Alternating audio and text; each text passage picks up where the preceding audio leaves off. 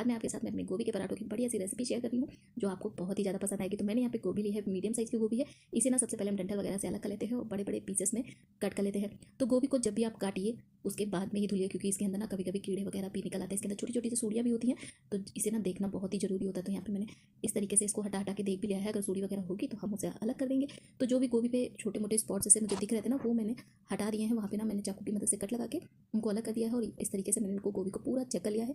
तो जब भी मेरे यहाँ जब ये गोभी आती है ना, तो मैं इसे कट करने के बाद ही मैं धुलती हूँ, पहले से ऊपर ऊपर से नहीं धुलती हूँ। अच्छे से मैंने इसको बढ़िया सा कट कर लिया है। तो चलिए फटाफट से इसको धुल लेते हैं।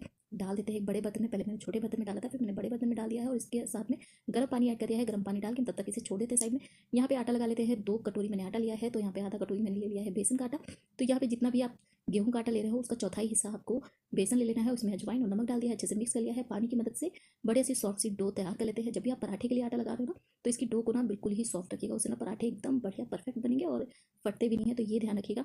आटा हमारा लीजिए कूद के रेडी हो चुका है और इसे हम बढ़िया सा चिकना कर लेते हैं। इसके ऊपर ना थोड़ा सा ऑयल भी लगा देते हैं, जिससे ये सूखेगा नहीं। और मैंने आटा पहले ही लगा लिया है और इसीलिए इसको हम तब तक सेट होने के लिए छोड़ देते हैं। यहाँ पे जो गोभी लिया है और इसको ना गर्म पानी में ही मैंने छोड़ रखा था। इसका पानी मैंने निकाल दिया है, अच्छे से 2-3 बार इसे धुल भी लिया है। तो अब हम यहाँ पे कर लेते हैं कद्दूकस। तो कद्दूकस करने के लिए आप छोटा ग्रेटर भी इस्तेमाल कर सकते हैं या फिर चाहे तो बड़े वाले ग्रेटर से भी कर सकते हैं, जैसा भी कंफर्टेबल लगे। मैंने यहाँ पे फिलहाल जो छोटा वाला ग्रेटर होता है इससे बिल्कुल नहीं से कट कर लिया है। सबसे पहले हम इसमें ऐड कर देते हैं नमक। तो नमक इसमें मैंने अपने टेस्ट के जो अकॉर्डिंग है उससे थोड़ा सा ज़्यादा ही डाला है, क्योंकि अभी ये ना पानी वगैरह रिलीज़ कर देगी। तो जो भी नमक मुझे डालना था मैंने पहले ही ऐड कर दिया है। 2-3 मिनट के लिए मैंने छोड़ दिया था, तब तक मैंने धनिया और मिर्च वगैरह कट कर लिया, बस उतनी देर के लिए छोड़ा था। उसके बाद में इसका जो सारा पानी है वो हम निचोड़ के निकाल देंगे। तो यानी कि 5 मिनट के लिए आप इसे रेस्ट पे रख दीजिए और इसके बाद में इसे अच्छे से निचोड़ लीजिए। आप चाहे तो कपड़े में भी डाल के इसे अच्छे से निचोड़ सकते हैं, अगर आपको हाथ से ना बन रहा हो। यहाँ पे सारा पानी निचोड़ देंगे ना, तो जो गोभी है इसका जो मॉइस्चर है वो निकल जाएगा और आपके पराठे ना बनाते समय एक भी फटेंगे नहीं। तो चलिए फटाफट से सारा पानी निकाल देते हैं। और ये जो पानी बचा है ना, इससे आप चाहे तो आटा लगा सकते हैं। तो मैं ना अभी जो आटा लगाऊंगी ना रोटी के लिए, वो मैं इसी से लगाने वाली हूँ, इसलिए मैंने इसका जो पराठे वाला आटा है वो पहले ही लगा लिया, तो इसे हमने साइड में रख दिया है।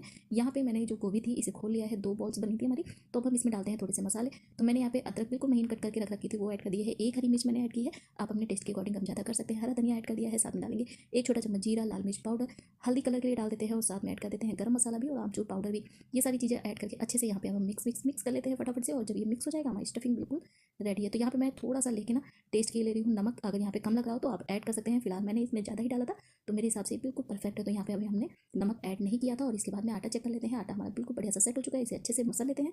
तो लीजिए आटा भी हमारा रेडी है। फटाफट से एक डो कट करते हैं छोटी सी पराठा बनाने के लिए और इसको ना चिकना कर लेते हैं। और उसके बाद में एक चकला ले लेते हैं, यानी चौकी, जिसमें हम रोटी वगैरह बनाते हैं। उसके बाद में इसको बढ़िया सा सूखा आटा लगा के थोड़ा सा बड़ा कर लेते हैं, कटोरी जैसा शेप दे देते हैं, जिसके अंदर हम स्टफिंग को अच्छे से भर सके। तो इसके बाद में यहाँ पे हम 2 बड़े चम्मच स्टफिंग को अच्छे से भर देंगे। तो अगर आपने लोई ना बड़ी रखी है तो 2 चम्मच से ज़्यादा भी स्टफिंग उसमें भर सकते हैं। फिलहाल मैंने यहाँ पे 2 चम्मच भर दिया, अच्छे से ऊपर से सील कर दिया है। अगर एक्स्ट्रा लोई लग रही है तो यहाँ पर कट करके भी निकाल सकते हैं, नहीं लग रही है तो वापस उसी में चिपका दीजिए और अच्छे से फ्लैट कर लीजिए। इसके बाद सूखा आटा लगा के हाथों की मदद से ही थोड़ा सा बड़ा कर लीजिए और उसके बाद में इसे फटाफट से बेलन की मदद से बेल लीजिए। अगर आप कंफर्टेबल नहीं है बेलन से बेलने में ना, तो आप ना इसे हाथों से भी चाहे तो बड़ा कर सकते हैं। शुरू में जब मुझे पराठे बनाना नहीं आता था तो मैं ना इसे हाथों से ही थोड़ा बड़ा कर लेती थी, और जब काफ़ी बड़ा हो जाता था तब बेलन जो है हल्का फुल्का लगा देती थी। धीरे धीरे बेलन चलाना भी इसके ऊपर आ गया, क्योंकि शुरू में सबको सीखना ही होता है। तो अगर आप भी सीख रहे हैं तो इसी तरीके से इसको बनाइएगा, तो आपका पराठा ना एकदम परफेक्ट बनेगा और फटेगा भी नहीं। जब आप पानी वगैरह निकाल देते हैं तो वैसे भी पराठे नहीं फटते हैं। बाई चांस अगर आपकी स्टफिंग में ना पानी जैसा लग रहा है या मसाले डालने के बाद वो पानी रिलीज़ कर रही है, तो उसमें आप चाहे तो भुना हुआ बेसन भी ऐड कर सकते हैं या फिर चाहे तो किसी भी तरीके की भुजिया ऐड कर दीजिएगा। आपका पराठा एकदम परफेक्ट बनेगा और जिसे खा के ना आपका दिल खुशी हो जाएगा। तो चलिए दूसरा पराठा भी मैंने ऐसे ही बेल के रेडी कर लिया है और फटाफट से इसे भी हम बेल लेते हैं। तो एक पराठा हमारा रेडी हो चुका है, एक और मैं आपको दिखा रही हूँ। इसके बाद में फटाफट से हम पराठों को सेक लेते हैं। बिल्कुल बेसिक पराठा है, सबको बनाना आता है, लेकिन बस थोड़ी सी ट्रिक होती है जिसकी वजह से आपका पराठा एकदम परफेक्ट बनता है और मजेदार सी स्टफिंग होती है। तो चलिए अब हम पराठे को बढ़िया से सेक लेते हैं। तो यहाँ पे मैंने तवा गर्म कर रखा था पहले से ही। अब हम इसके ऊपर पराठा डालेंगे और उसके बाद में जब एक तरफ से अच्छा सा सीख जाएगा तो पलट के इसके ऊपर ना ऑयल, घी, बटर जो भी आप पसंद करते हो वो लगा दीजिएगा। फिलहाल मैं यहाँ पे सरसों का ही तेल लगा रही हूँ, क्योंकि हमारे यहाँ ना सरसों के तेल के ही पराठे खाए जाते हैं। और अगर किसी को कुछ खाना होता है अलग से तो इसके बटर वगैरह ऊपर से लगा लेते हैं, तो इसीलिए हम ना तेल के ही पराठे सेक लेते हैं। तो फटाफट से मैंने तेल लगा दिया दोनों तरफ से और अच्छे से साइड जो होती है ना उनको दबाते हुए बढ़िया सा सेक लिया है। हमारा पराठा फूला भी है और बढ़िया सा पक भी गया है।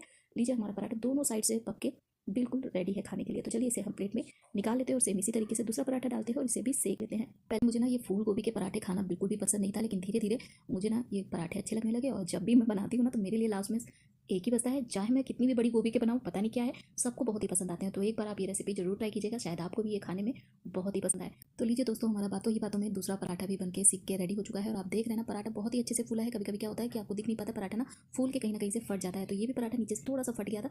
जब मैं चम्मच से अच्छे से इसे प्रेस करी तो आपको ये फूला हुआ दिख रहा होगा, जब मैं हटा देती हूँ तो नहीं दिख रहा है। तो पराठे फूलते भी हैं और नहीं भी फूलते हैं तो भी पराठे खाने में बहुत ही मजेदार लगते हैं। आप ट्राई कीजिएगा, अगर आपका पराठा नहीं फूला है ना तो भी वो बहुत ही टेस्टी होगा।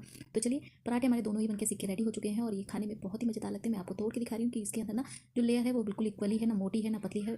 जो स्टफिंग है वो भी बिल्कुल प्रॉपर भरी हुई है, ना ज़्यादा ना कम। और लीजिए, हमारा जो गोभी का पराठा है, आप इसे किसी भी तरीके के रायते के साथ में, चाय के साथ में, या फिर अचार के साथ में, या फिर ऐसे ही इंजॉय कीजिए, आपको बहुत ही पसंद आएगा।